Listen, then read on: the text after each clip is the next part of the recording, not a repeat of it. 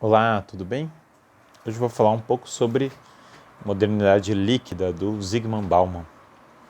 Então, o Zygmunt Bauman foi sociólogo recente, né, que postulou essa história da modernidade líquida. O que é modernidade líquida? Seria essa modernidade mais recente do século XX para cá, em que os valores eles estão completamente diluídos. Uma sociedade de consumidores, então a questão de consumir tomou conta da sociedade, foi colocado aí como a parte mais importante da vida humana, e é a questão de a pessoa construir a própria identidade. Então, por que ela é líquida? Porque a modernidade anterior seria uma modernidade mais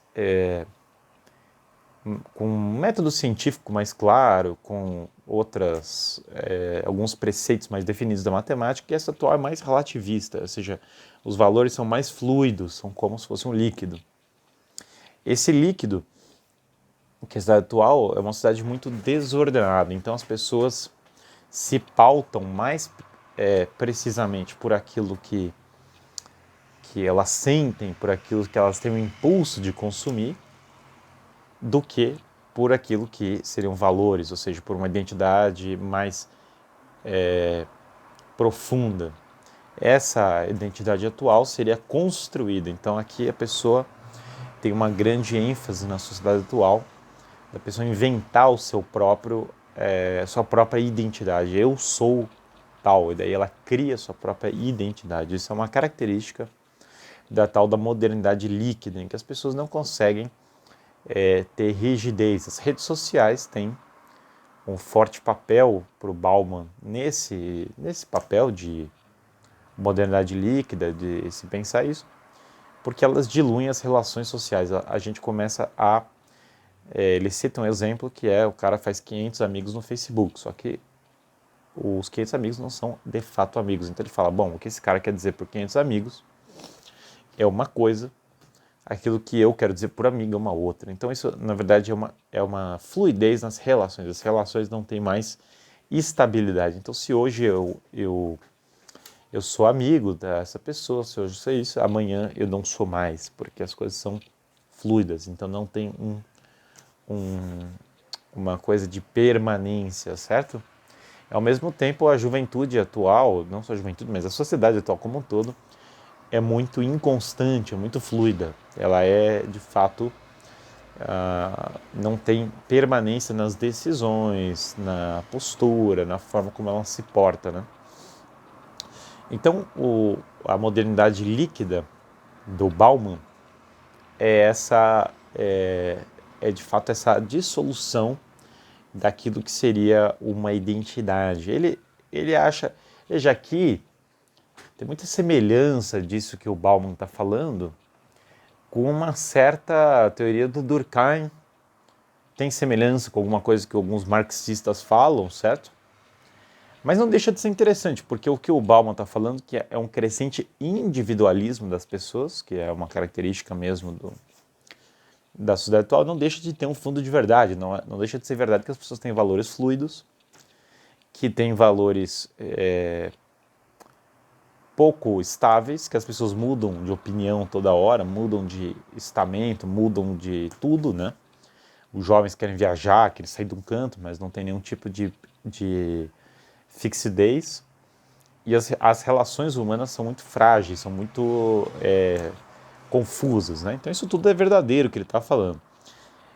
Isso é gerado pela sociedade de consumo? Em parte sim, em parte não. A sociedade de consumo, ela o Bauman coloca mais o peso na questão da sociedade de consumo como ela sendo a geradora dessa modernidade líquida. Isso é parcialmente verdadeiro, porque as pessoas realmente têm uma obsessão por consumir, e isso de fato fragmenta, gera um individualismo maior, você tem toda essa coisa. Só que é um outro elemento que as pessoas têm obsessão, que acho que facilita isso, é o crédito, que ele cita isso, ele fala do crédito, as pessoas querem pegar empréstimo para poder consumir, para poder daí, de fato, gastar mais e daí, portanto, viver mais uma vida de consumo, mais uma vida de autoindulgência e tal. Então a sociedade que era uma sociedade de produtores, de pessoas que faziam algo, agora é uma sociedade de consumidores. Isso também é verdadeiro.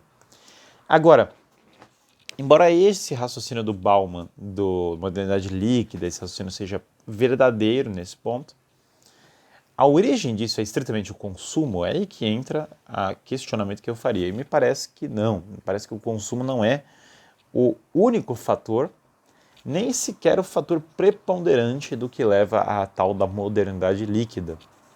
O consumo, claro, tem um papel nisso, as pessoas realmente estão obcecadas por consumir e as redes sociais têm um papel nisso. Só que a questão não é simplesmente consumo, a questão é o seguinte: os valores morais como um todo estão dissolvidos. Então, aquilo que seria aquilo que antes era postulado, que seria mais definido como uma moral, a religião, valores de família, eles foram sendo diluídos. Por quê? Por conta do relativismo, por conta do nominalismo, por conta do marxismo, por conta de várias correntes filosóficas que valorizaram a questão da vontade, valorizaram a coisa de você fazer o que sente, certo? O emotivismo.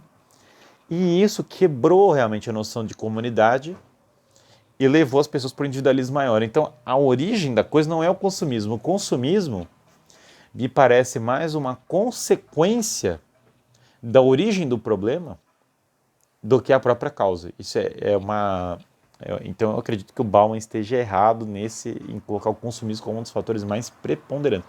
Isso não quer dizer que o consumismo, e aí eu concordo com o Bauman, não quer dizer que o consumismo não é um dos que originam essa crise, e nem quer dizer que o consumismo não seja um dos fatores, um fator importante dessa crise.